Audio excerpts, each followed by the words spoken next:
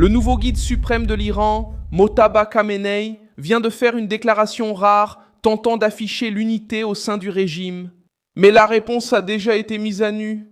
Elle est venue juste après que Donald Trump a déclaré que la direction iranienne est en plein chaos, sans commandement clair et se disputant en interne pour le contrôle du pouvoir.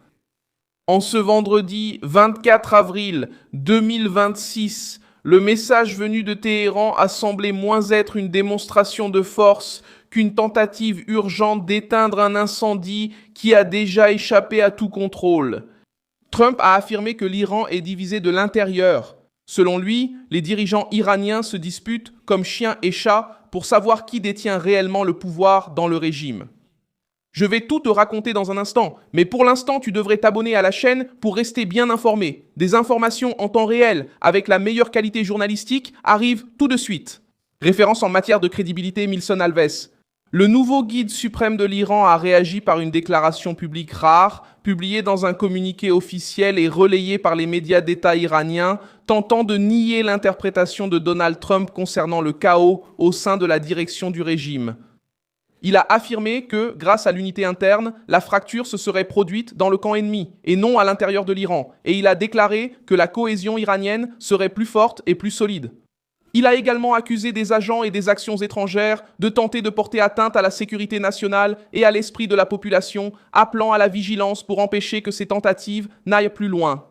Mais la réaction a semblé défensive. Au lieu de proposer une solution concrète à la crise, il a seulement tenté de prouver que le régime reste uni, précisément au moment où Trump affirmait que les dirigeants iraniens se disputent le contrôle.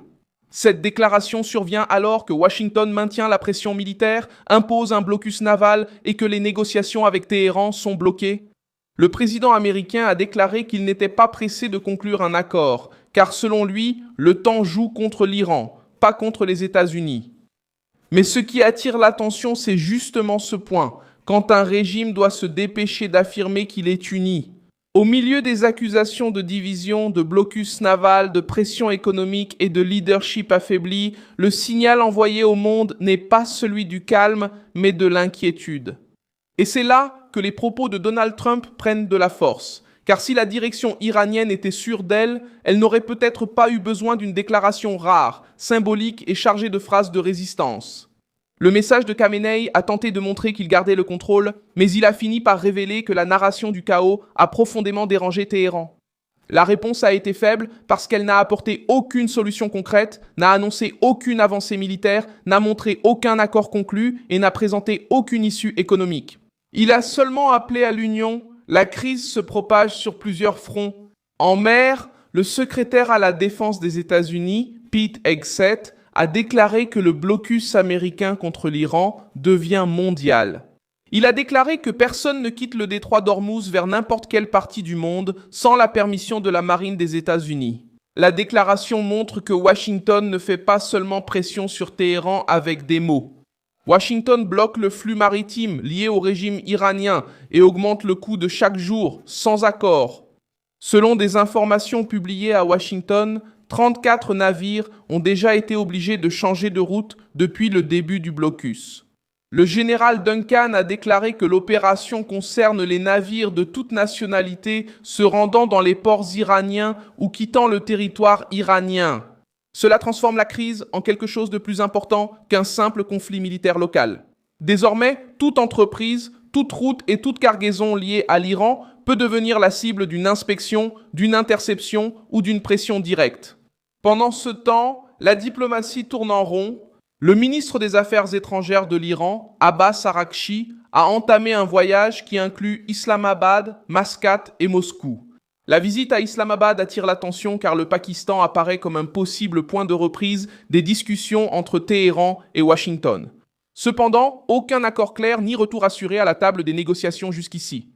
L'agence Reuters elle-même a rapporté que les discussions pourraient reprendre, mais que le cycle précédent, prévu pour cette semaine, n'a finalement pas eu lieu.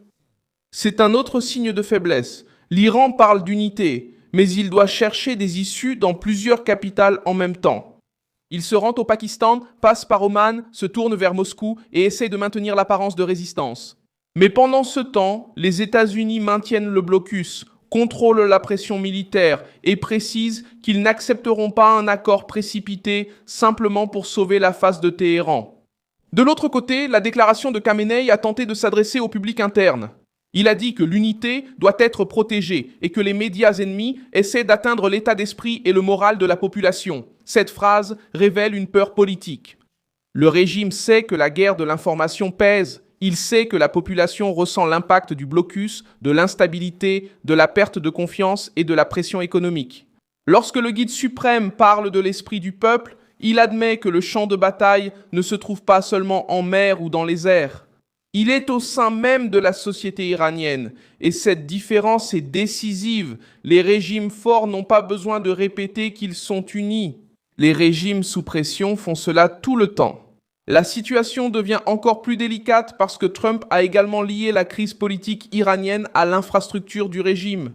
Il a dit que l'Iran pourrait faire face à un effondrement s'il n'arrive pas à faire circuler son pétrole. Le pétrole est la veine économique de Téhéran. Sans exportation, sans navires circulant en toute sécurité et sans rentrée d'argent normal, le régime perd de l'argent, perd son pouvoir de négociation et perd sa capacité à soutenir ses alliés. C'est le point le plus sensible. L'Iran a toujours utilisé des réseaux régionaux, des groupes armés et une pression indirecte pour projeter sa puissance. Mais cette structure dépend de l'argent, de la logistique et du commandement. Si la direction est divisée et que le flux économique est bloqué, la machine perd de sa puissance. Le blocus américain vise précisément cela, pas seulement les navires, mais la capacité du régime à financer son influence.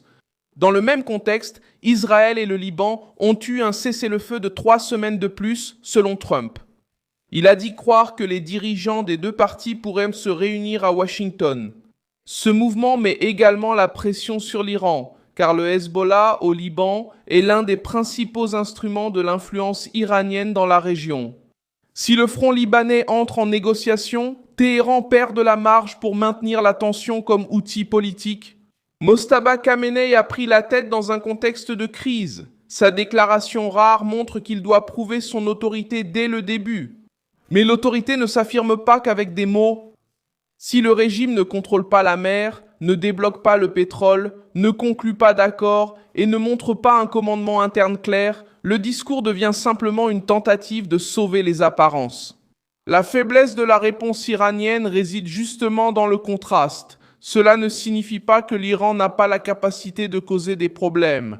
Le régime possède encore des alliés, des navires, une influence régionale et le pouvoir de créer de l'instabilité à travers les groupes terroristes qui le soutiennent. Mais la question ici est différente. La capacité de nuisance n'est pas la même chose que le contrôle stratégique. Trump a montré qu'il existe un chaos au sein du commandement iranien, et la précipitation de Téhéran à nier ce chaos a fini par donner plus de poids à l'accusation. Laisse un like sur cette vidéo, abonne-toi à la chaîne et à la fin, jette un œil aux commentaires pour être encore plus impliqué dans la communauté de Milson Alves.